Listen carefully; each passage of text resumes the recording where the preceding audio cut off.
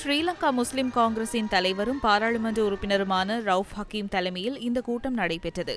கட்சியின் உறுப்பினர்கள் உள்ளிட்ட பலர் இந்த கூட்டத்தில் பங்கேற்றனர்.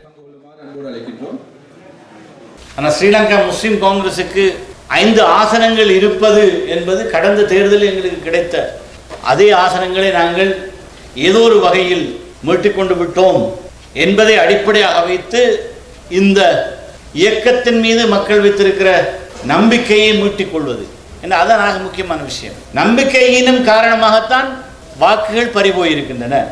அடுத்த உள்ளூராட்சி சபை தேர்தலுக்கு நாங்கள் தயாராக வேண்டும்.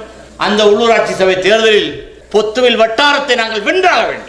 எங்களுடைய தலைமைகள் முஸ்லிம்களுடைய தலைமைத்துவத்துக்கு எதிராக எங்கள் கட்சியிலிருந்து பல அனுபவங்களை பெற்று சுகபோக வாழ்க்கையில் அனுபவித்து அமைச்சர்களாகி எம்பிகளாகி தன்னை வளப்படுத்தி தன்னுடைய குடும்பத்தையும் வளப்படுத்தியவர்கள் இன்று கட்சிக்கு எதிராக போர்க்கொடி கூட்டி கட்சி அழிக்க வேண்டும் என்ற ஏனைய ஒட்டுமொத்த வேலை திட்டங்களை முன்னெடுத்து வெளிநாட்டு சக்திகள் ஜியோ பொலிட்டிக்ஸ் என்கின்ற வகையிலே கோடிக்கணக்கான ரூபாய்களை செலவு செய்து இந்த தலைமைத்துவத்தை தோற்கடிக்க வேண்டும் என்று அந்த தலைமைத்துவம் தேர்தல் கேட்ட பகுதியிலே தோற்று போயிருக்கின்றார்கள்.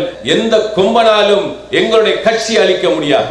எங்களுடைய கட்சிக்குரிய உரிமைகளை நாங்கள் பேசினோம். அது நீதிமன்றத்துக்கு போய் தலைவருடைய சாணக்கியத்தால் சட்ட அனுபவத்தால் எங்களுக்கு கிடைக்க வேண்டிய 5வது பாராளுமன்ற உறுப்பினர் பதவியும் எங்களுக்கு கிடைத்தது.